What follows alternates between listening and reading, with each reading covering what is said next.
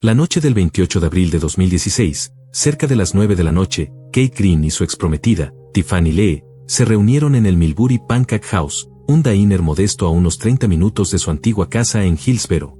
La cita, en teoría, era para hablar de la custodia de sus dos hijas, pero la conversación pronto derivó a otro punto: dinero. Kate insistió en un apoyo mensual de $4,000, una de las BMW de la familia y algo más para amueblar. Decía que no quería que sus niñas pasaran de una mansión a la carencia más básica. Estuvieron alrededor de una hora. Tiffany se marchó primero. Más tarde declararía que no hubo pleito, que cada quien tomó su rumbo. A la mañana siguiente, 29 de abril, alrededor de las 10 de la mañana, un transeúnte en el Golden Gate Park de San Francisco encontró un celular abandonado. Pertenecía a Kate. El lugar encendió alarmas, estaba lejos de Millbury, y no había un motivo claro para que él estuviera ahí. Familia y amigos llamaron una y otra vez. Nadie contestó. Tiffany también aseguró no saber nada desde que salieron del restaurante. Esa misma noche comenzaron a circular volantes con la foto de Kate. Al desaparecer, vestía pants negros y una chamarra blanca con mangas verdes. En las piernas llevaba tatuados a Martin Luther King Jr. y Malcolm X. La búsqueda se aceleró al confirmarse que no volvió ni a la casa del amigo donde se quedaba temporalmente ni con familiares. Sus cuentas no se movieron. El teléfono se apagó. Tras salir del diner, Kate se desvaneció. El parque, con sus senderos interminables y rincones donde el rumor del viento ahoga cualquier rastro, se convirtió en un tablero de pistas difusas. Voluntarios caminaron por horas mirando al suelo, tratando de hilar con los ojos lo que ya no podía narrar una llamada. Se habló de cámaras, de trayectorias posibles, de un trayecto que no encajaba con la lógica de esa noche. No había certezas, solo silencios que pesaban. En un caso así, el tiempo no solo corre, empuja. Y cada minuto que pasa, corta una hebra más del hilo que conduce al origen. Kate Andrew Green nació el 19 de julio de 1989 y creció en San Mateo, California. Vino de una familia trabajadora. Tras el divorcio, se quedó con su madre, Colleen Cood, quien lo sacó adelante sola. Era sociable, inquieto, y en la adolescencia brilló en el campo de fútbol americano. En la preparatoria, Aragón llegó a ser el quarterback estrella, liderando una temporada invicta y un triunfo en playoffs en 2005. Eso le valió una beca parcial en la Eastern Washington University. Pero la exigencia académica y la disciplina que pedía el deporte de alto rendimiento le pesaron. Dejó la universidad sin graduarse. De regreso en California, tropezó con la ley. Siendo menor, se involucró en un esquema de tarjetas de regalo de una tienda departamental. No recibió castigos severos, pero la mancha quedó. En 2009 conoció a Tiffany Lee, joven de familia china adinerada asentada en Hillsboro. Eran mundos distintos que, contra pronóstico, se juntaron. En menos de un año se mudaron a una casa de lujo que la madre de Tiffany le regaló, una propiedad en una zona exclusiva, valuada en alrededor de $7 millones. De la vida modesta, Kate pasó a la abundancia diaria: autos de alta gama, personal doméstico, niñera, chofer. En 2012 nació su primera hija, Viven. En 2014, la segunda, AA. Por fuera, eran la postal perfecta. Pero Kate no tenía empleo estable y dependía del dinero de la familia Lee. Decía que quería enfocarse en crecer como persona. Con el apoyo de Tiffany se inscribió en una prestigiosa escuela culinaria internacional en Pasadena. Terminaba en septiembre de 2016 y pensaba arrancar una carrera en la restauración.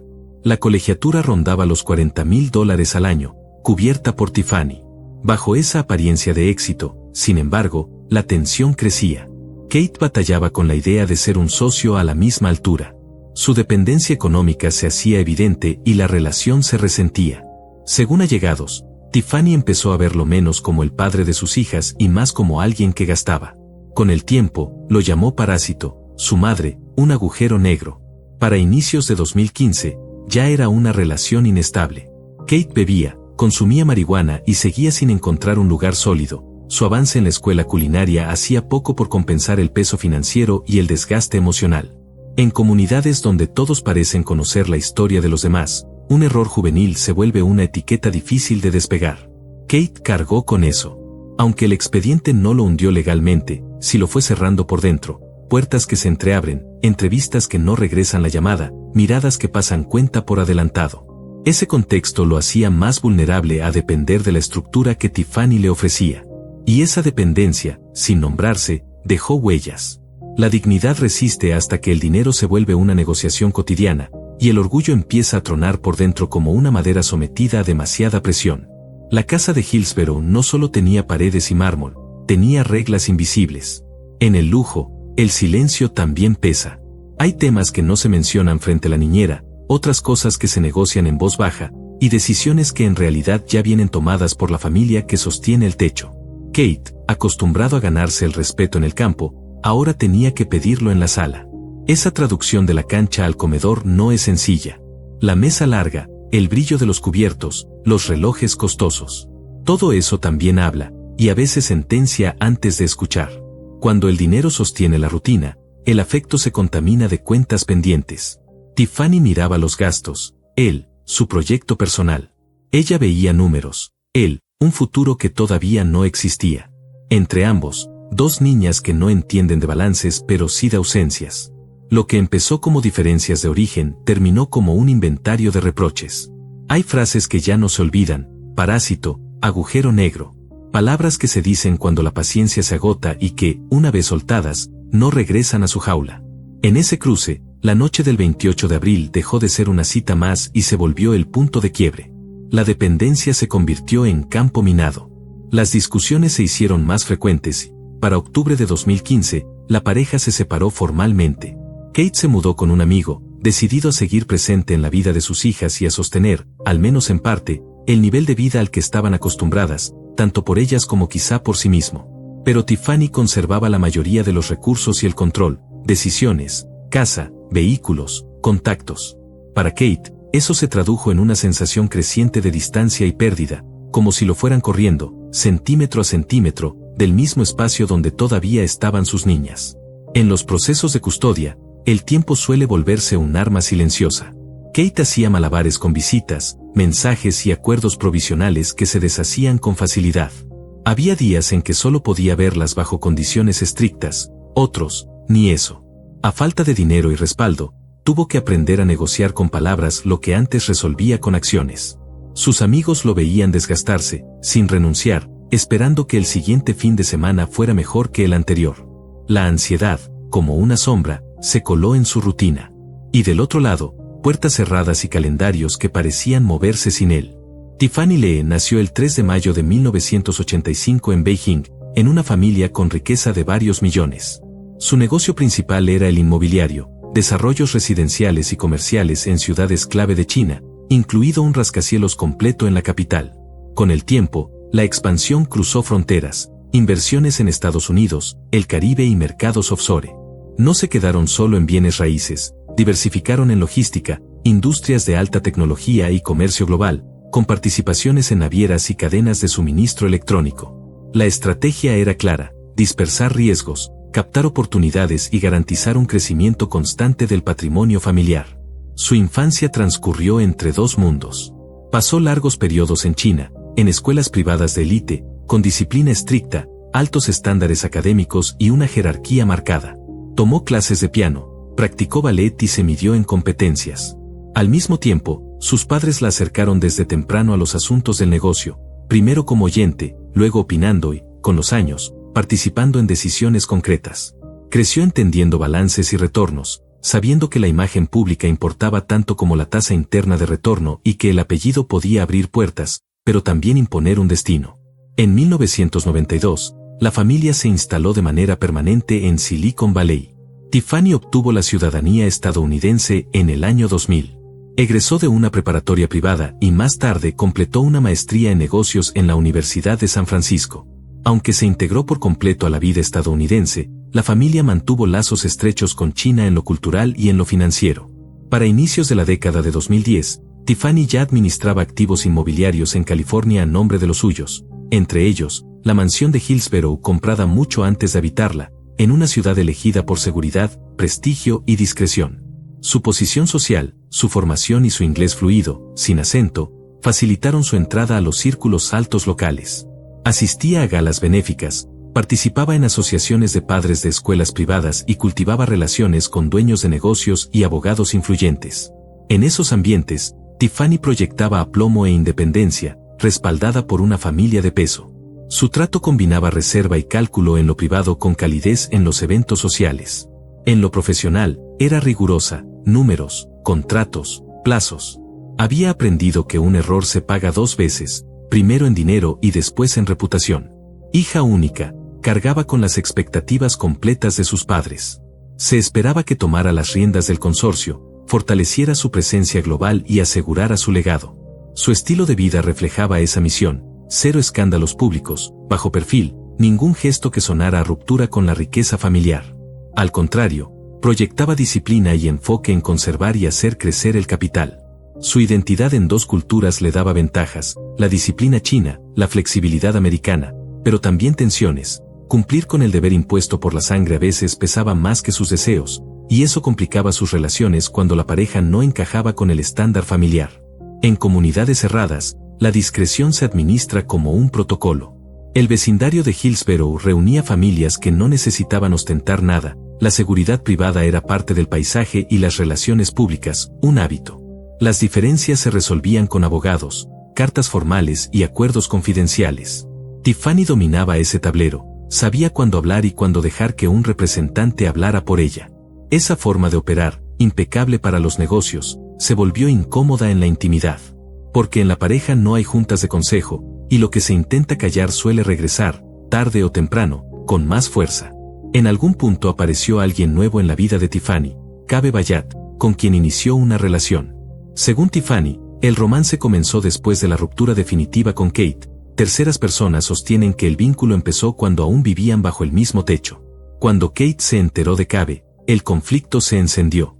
La situación escaló cuando él se mudó a la casa donde Kate había vivido con sus hijas, algo que Kate interpretó como una invasión directa a su papel de padre. La hostilidad entre ambos creció y la comunicación con Tiffany se volvió un intercambio constante de reproches y acusaciones de manipulación. Corrieron rumores de que Kate amenazó con revelar información comprometedora sobre Tiffany si no obtenía lo que pedía, quizá relacionada con la nueva relación o con asuntos sensibles de negocio. Esas versiones hicieron inviable cualquier cooperación. Para entonces la posición de Kate era frágil, sin ingresos estables, sin casa propia y con acceso limitado a sus hijas, rodeado de voces que ponían en duda sus motivaciones. No ocultaba su frustración ni su desesperación. Aún así, se negó a salir de California o a irse con familiares fuera del estado, decía que no podía alejarse de ellas, ni por un día más de lo necesario. La convivencia parental, ya rota, se trasladó a pantallas y documentos. Mensajes que antes iban con emojis se convirtieron en recordatorios de horarios y en listas de peticiones. Aparecieron abogados en copia, solicitudes de mediación, calendarios compartidos que alguien editaba sin avisar. Los amigos tomaron partido, unos recomendaban paciencia, otros, que apretara legalmente. La vida digital dejó huellas, ubicaciones, fotos borradas, conversaciones capturadas. Y cada rastro alimentó el rumor. Sentencias no dictadas circularon en pasillos de escuelas y cafés discretos. Era el tipo de tormenta que no truena a la vista, pero cuya presión se siente en cada respiración. Para Kate, los días se parecían demasiado entre sí, cuentas sin pagar, puertas prestadas, citas que dependían del humor de un calendario. En ese contexto, su orgullo quedó a la intemperie. Pedir ayuda se volvió rutina, encontrarla, una excepción. La paternidad, sin embargo, seguía ahí, firme como una promesa hecha en voz baja. A ratos, la esperanza se sostenía en pequeñas victorias, una tarde más con las niñas, una conversación sin gritos, un acuerdo que parecía aguantar. Y al caer la noche, la misma pregunta: ¿cuánto más aguanta un padre cuando entiende que su amor no cabe en una orden judicial? Para finales de abril de 2016, el diálogo entre Tiffany y Kate se mantenía en forma, pero la confianza se había desplomado. Cada uno veía en el otro una amenaza. Ella, un riesgo para su estabilidad y su nombre. Él, un muro entre su paternidad y la vida cotidiana de sus hijas. Y en ese paisaje de sospechas, nada de lo que se dijera parecía suficiente para reconstruir lo que ya estaba roto. Con el tiempo, Tiffany dejó de verlo como a un antiguo compañero y empezó a mirarlo como a un adversario con una agenda propia. Desde el primer momento de la investigación por la desaparición de Kate Green, ella fue considerada de interés. Pero las pistas firmes aparecieron tras interrogar a Oliviera Della, alguien cercano a Tiffany y a su nueva pareja, Cabe Bayat. Ex peleador de artes marciales mixtas y dueño de una empresa de transporte, llegó primero como entrenador personal y después como guardaespaldas. Su testimonio se volvió clave para iluminar la secuencia de hechos que desembocó en el crimen. Durante su declaración, Olivier ofreció un relato minucioso. Aseguró que no estuvo en el instante exacto del homicidio, pero sabía quién lo ejecutó y cómo ocurrió.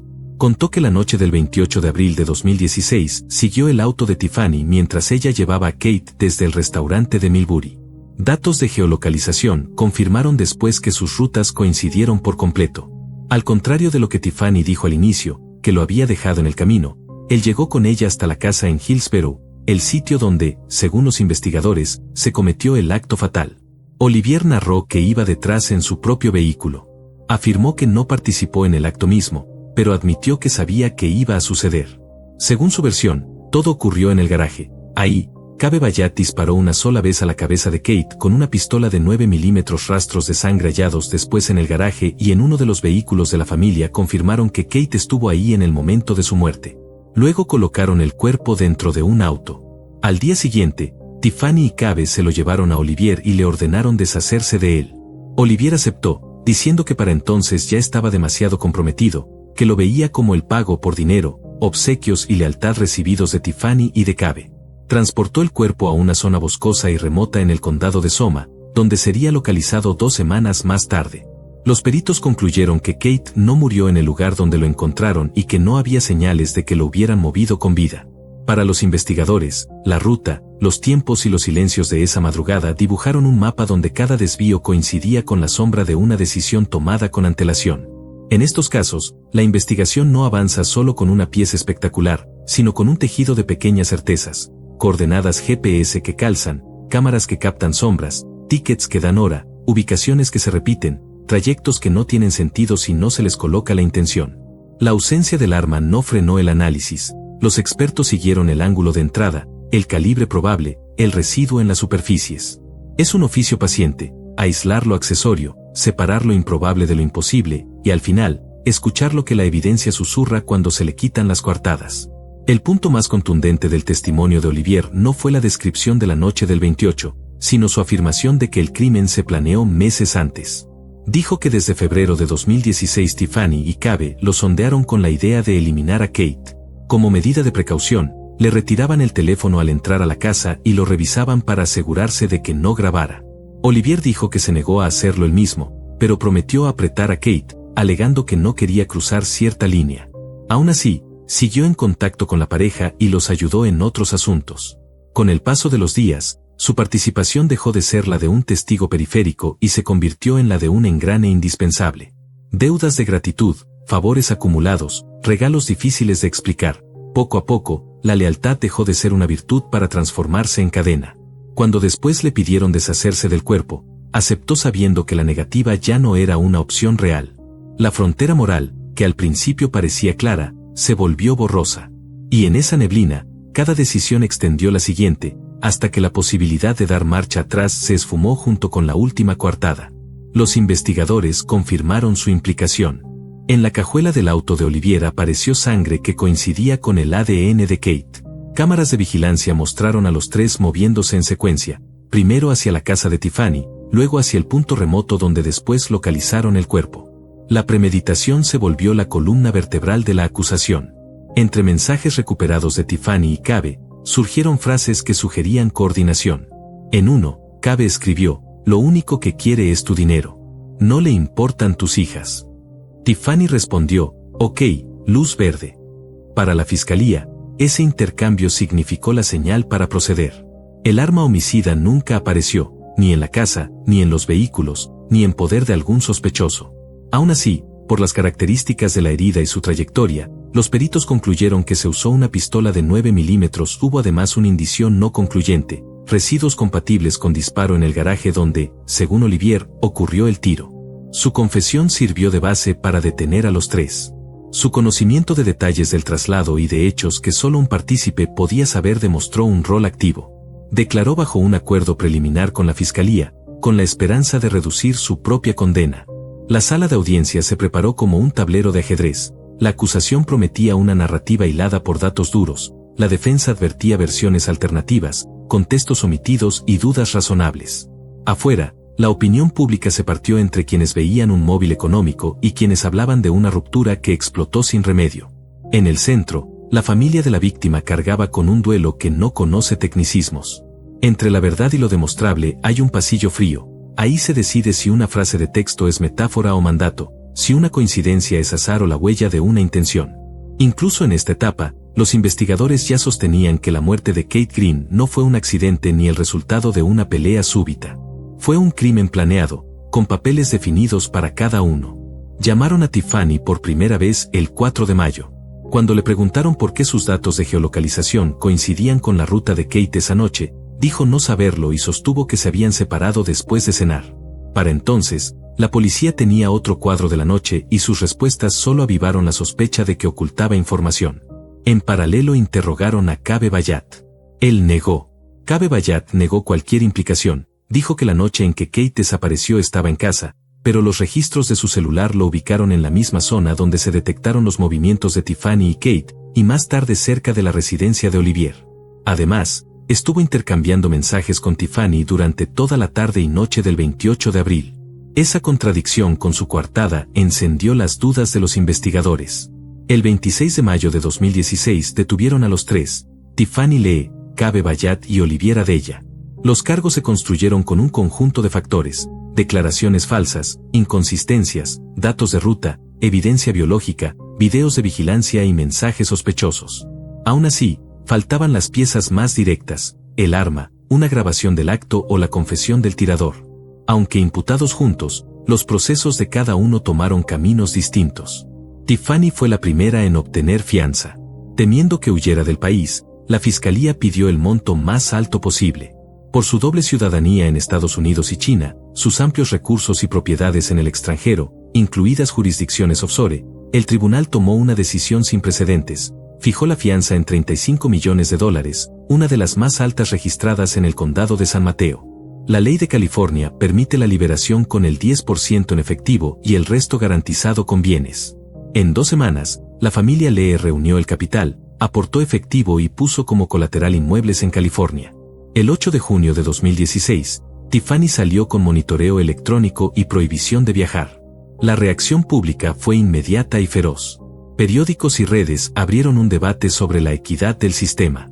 Una mujer acusada de un crimen premeditado y con una fortuna a su alcance volvía a su casa, mientras los otros dos, Cabe y Olivier, seguían tras las rejas.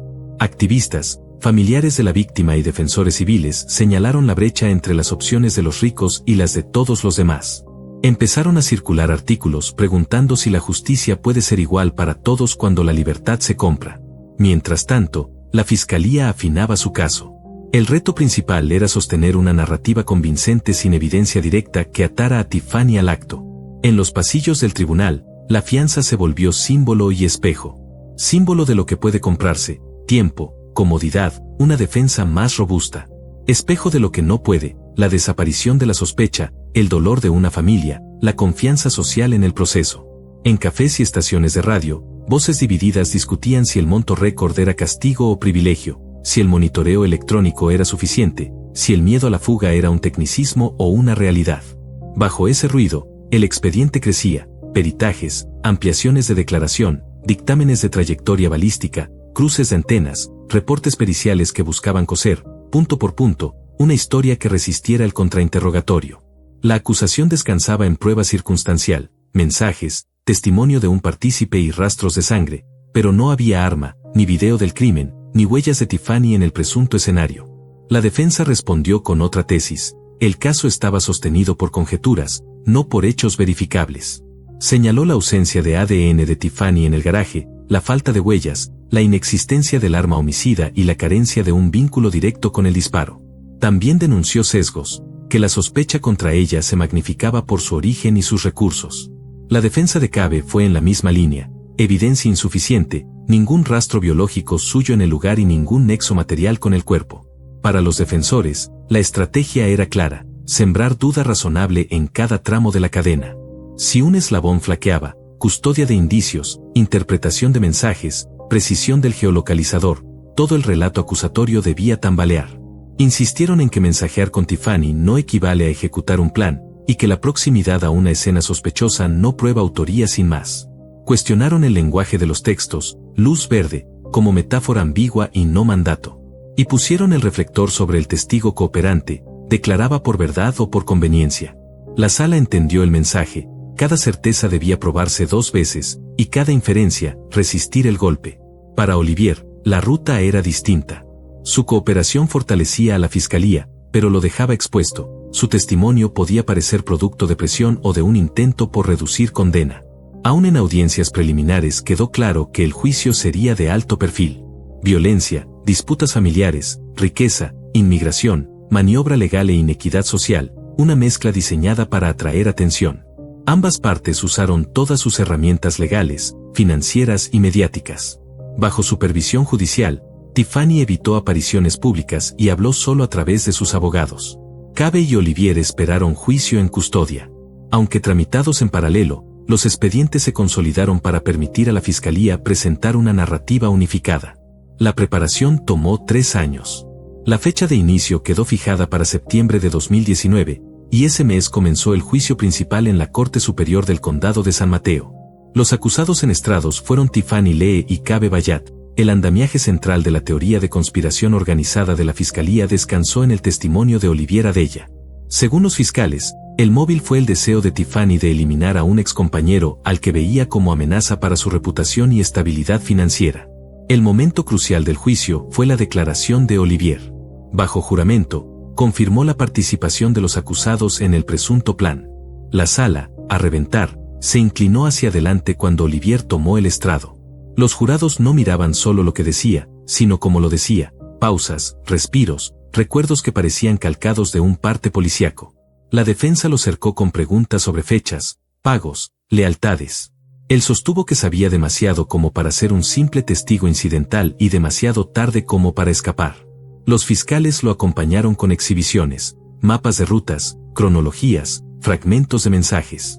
En las bancas, la familia de Kate escuchó sin parpadear. Había una esperanza silenciosa, que entre líneas, datos y silencios, emergiera por fin una verdad capaz de sostener sentencia. Durante el contrainterrogatorio, la defensa exhibió grietas. Por ejemplo, Olivier no pudo explicar con claridad por qué, después de la muerte de Kate, primero condujo a su casa y solo más tarde regresó por el cuerpo. También salió a la luz que su teléfono había estado en la zona de Millbrae el día de la desaparición, lo que contradecía su dicho de que llegó cuando todo ya había ocurrido. La falta de una prueba definitiva que lo colocara frente a frente con Tiffany y Cabe en el instante del crimen abrió otro flanco. Luego aparecieron dudas sobre su dinero. En su casa hallaron $30,000 en efectivo y artículos costosos, incluido un reloj que había pertenecido a Kate. Olivier dijo que el efectivo era fruto de su trabajo y de ahorros, pero la explicación generó escepticismo. La defensa sugirió que pudo ser algo más que cómplice, quizá incluso el autor directo, actuando por cuenta propia. La Fiscalía respondió que la evidencia formaba una cadena clara, móvil, planeación, ejecución, ocultamiento y acciones coordinadas. La defensa devolvió el golpe. Ninguna pieza física, ni huellas, ni ADN, ni arma, probaba que Tiffany hubiera cometido el crimen o estado presente cuando ocurrió. Mientras tanto, el tribunal examinó el caso de Cabe Bayat. Su defensa negó tajantemente cualquier participación. Mantuvo su inocencia y aseguró estar en casa a la hora del presunto acto. Sus abogados subrayaron que la Fiscalía no presentó una sola prueba material que lo situara en la escena. Para mediados de octubre de 2019 circularon rumores de que Tiffany y Cabe, a través de intermediarios, intentaron convencer a reclusos para que declararan en falso contra Olivier. No hubo pruebas sólidas ni cargos oficiales. Tras semanas de testigos, el juicio entró en su tramo decisivo. El jurado debía decidir si lo presentado bastaba para probar la culpabilidad más allá de duda razonable. Cuando Olivier Adella terminó de declarar, se retiraron los cargos de homicidio en su contra y quedó en libertad. Esa libertad duró poco. Al salir del tribunal fue detenido por autoridades federales de inmigración. La razón era una alerta por violaciones a la ley migratoria. Una revisión de antecedentes arrojó un giro inesperado. No existía registro de ciudadanía estadounidense válida a nombre de Olivier Adella. Su verdadero nombre era Mustafa Traoré y había vivido 2 décadas en Estados Unidos usando documentos falsos y una identidad robada. Había obtenido la ciudadanía por vías fraudulentas y buena parte de su biografía, incluido un supuesto paso por la Legión extranjera francesa, era fabricada. Tras su arresto, Mustafa fue trasladado a un centro federal y acusado de fraude documental y robo de identidad. A diferencia del caso Green, este proceso tuvo poca atención pública, pero se volvió un elemento clave para evaluar el carácter del testigo central de la acusación contra Tiffany Lee y Kaabe Bayat.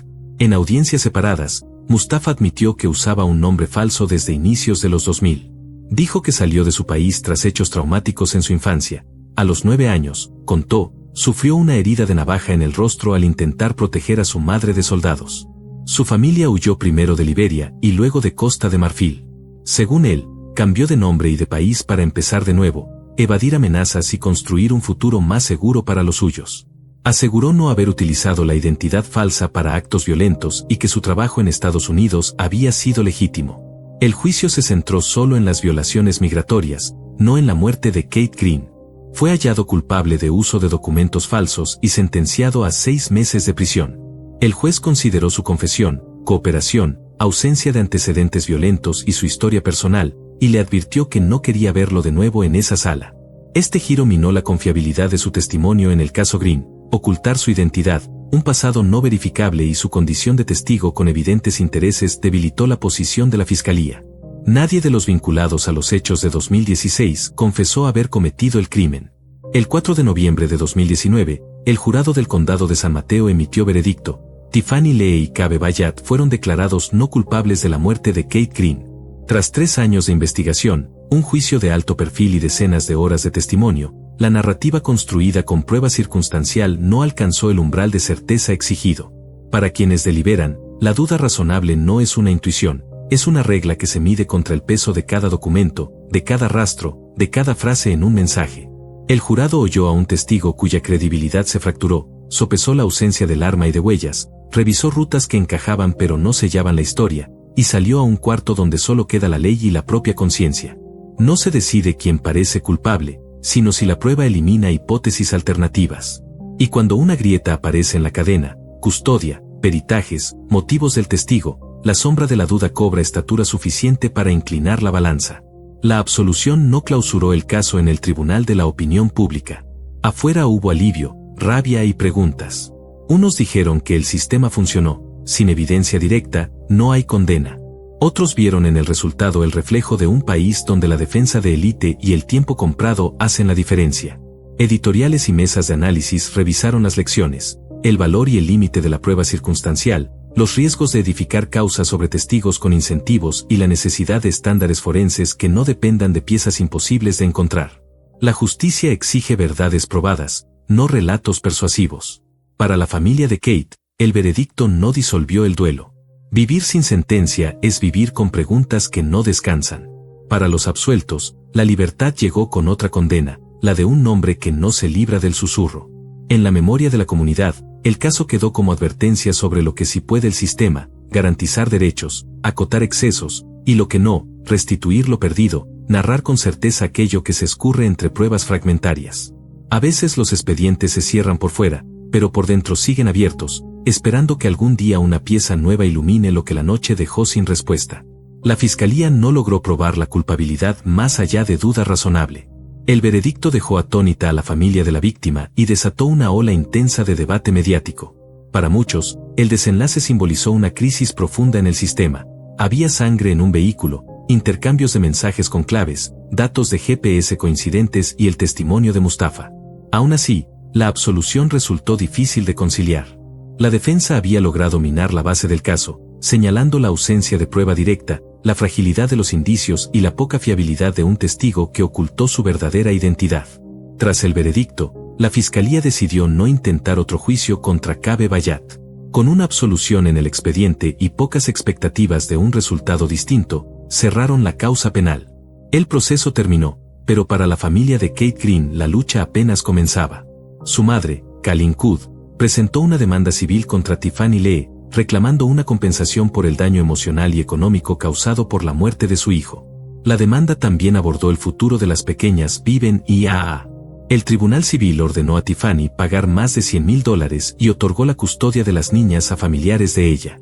Concluido el asunto y levantadas sus restricciones de viaje, Tiffany abandonó Estados Unidos.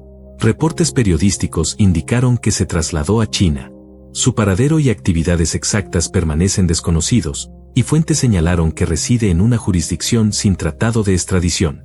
No ha concedido entrevistas ni ha vuelto a pronunciarse en público sobre el caso.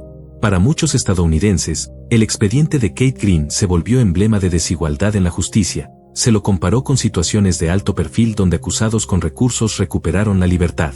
A diferencia de varios de esos casos, aquí nadie duda de que hubo crimen, un cuerpo, mensajes, sangre, un presunto acuerdo.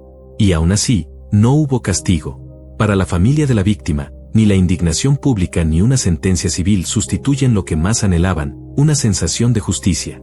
Keith Green fue sepultado sin respuesta definitiva sobre quién apretó el gatillo. Sus hijas, privadas de su padre, crecieron con recuerdos cubiertos por preguntas que nadie ha podido despejar. El final pareció tristemente previsible. Cuando la riqueza y la influencia chocan dentro de una sala de audiencias, la verdad muchas veces se queda fuera, esperando a que algún día la dejen entrar. En un jurado, la duda razonable no es un sentimiento, es un estándar. No exige entender qué pasó de forma abstracta, sino eliminar con evidencia sólida las explicaciones alternativas. Ese es el peso que no alcanzó la acusación, un arma que nunca apareció, rastros biológicos que no ataron a Tiffany al garaje, un testigo cuya identidad resultó falsa y cuyo pasado no pudo verificarse. La cadena de indicios, rutas, mensajes, manchas, delineó una historia, pero no cerró el círculo. Y cuando un eslabón falla, por pequeño que sea, el veredicto debe proteger la presunción de inocencia. La vía civil ofreció un consuelo limitado y otro lenguaje, ya no más allá de duda razonable, sino preponderancia de la evidencia. Ahí, la balanza se inclinó lo suficiente para fijar daños y reorganizar la vida de dos niñas. Pero el dinero no cose el vacío que deja un padre, no repara cumpleaños sin su voz ni noches sin su abrazo. Kalin visitó un panteón con un ramo y volvió a una casa con silencio. Entre papeles con sellos y resoluciones firmadas, lo único que faltó fue lo imprescindible, saber con certeza quién, cómo y por qué. El caso dejó preguntas que rebotan en cada conversación sobre justicia y privilegio. ¿Qué tanto compran los recursos?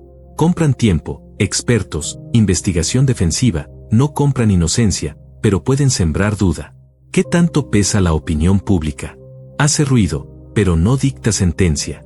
Y sin embargo, cuando un expediente se cierra sin condena, algo queda inconcluso en la memoria colectiva. La historia de Kate se vuelve advertencia y espejo, muestra los límites del sistema y nos recuerda que la verdad, para hacer justicia, necesita pruebas que no se desvanezcan ante el primer contragolpe. Gracias por ver este caso. Si este tipo de historias te importa, apóyame suscribiéndote, dejando tu like, comentando y compartiendo este video. Tu participación ayuda a que más personas conozcan estos hechos y a que sigamos investigando y contando estas historias.